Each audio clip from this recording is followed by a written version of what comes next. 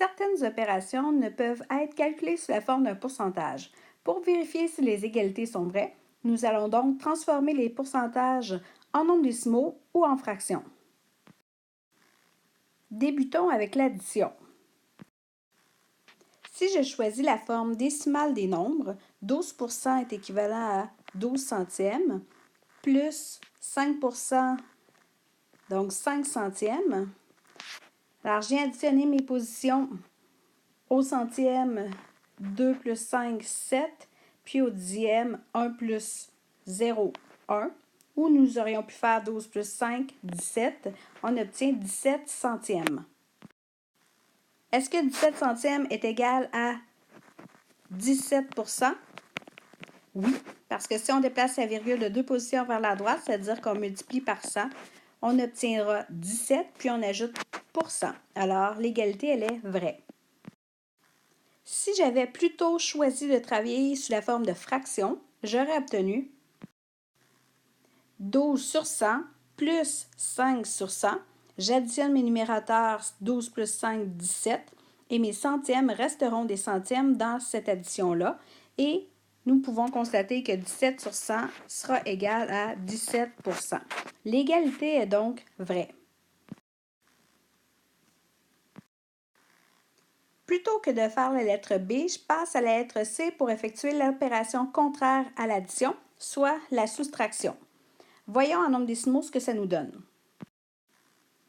12% donne 12 centièmes, moins 5%, donc moins 5 centièmes, ce qui nous fait 7 centièmes. Est-ce que 7 centièmes est égal à 7%? Oui, parce qu'en déplaçant la virgule de 2 positions vers la droite, nous obtenons 7, puis on ajoute le symbole de pourcentage. Maintenant, sous la forme d'une fraction, ça nous donne 12 sur 100 moins 5 sur 100 est égal à 7 sur 100, qui est égal à 7%. L'égalité est donc vraie. Je poursuis maintenant avec la multiplication de la même façon, c'est-à-dire que je vais transformer les pourcentages en nombres décimaux, puis je ferai l'exemple également avec les fractions. Voyons d'abord avec les nombres décimaux. 12 centièmes fois 5 centièmes. Je multiplie mes nombres comme s'ils étaient des nombres entiers. 12 fois 5, 60. Et ensuite, je vais positionner ma virgule de façon à ce qu'il y ait autant de décimales dans mes deux facteurs réunis que dans ma réponse, c'est-à-dire mon produit. Alors ici, j'aurai 4 décimales, ce qui me donne 70 millièmes. Maintenant, si je transforme ce nombre-là en pourcentage, je vais déplacer mes virgules de 2 positions vers la droite et j'obtiendrai ainsi 0,60 ou 0,6%. Est-ce que notre égalité elle est vraie par rapport à l'égalité de départ? La réponse, non.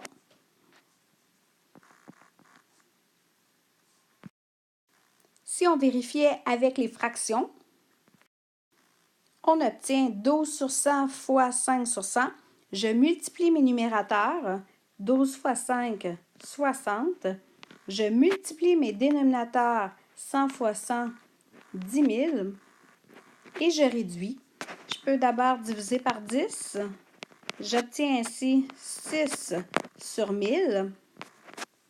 Et si je vais placer 6 à la position des millièmes, j'obtiens exactement le même nombre que j'avais tantôt. Donc, une fois transformé en pourcentage, évidemment, je n'aurai pas 60%, mais plutôt 0,6%. L'égalité est donc fausse. Vérifions maintenant si la division de pourcentage crée une égalité. Dans ce cas-ci, avec 20% divisé par 5% est égal à 4%. D'abord, faisons-le avec les nombres décimaux. 20 centièmes divisé par 5 centièmes. Pour effectuer ma division, puisque c'est des nombres décimaux, je déplacerai ma virgule de 2 positions vers la droite pour mon diviseur. Je ferai la même chose avec mon dividende, de sorte que j'obtiens 20 divisé par 5. On sait très bien que c'est 4 fois que mon 5 entrera dans 20. Ma réponse est donc 4. Est-ce que 4 est égal à 4 %? On se souviendra que pour transformer un nombre décimal en pourcentage, nous devons multiplier par 100, c'est-à-dire déplacer notre virgule de 2 positions vers la droite et ajouter le symbole %. L'égalité est donc fausse. Vérifions avec les fractions. J'ai ma division de fraction, soit 20 %, donc 20 sur 100, divisé par 5 % qui est 5 sur 100. Dans la division de fraction, on doit multiplier par l'inverse de la deuxième fraction.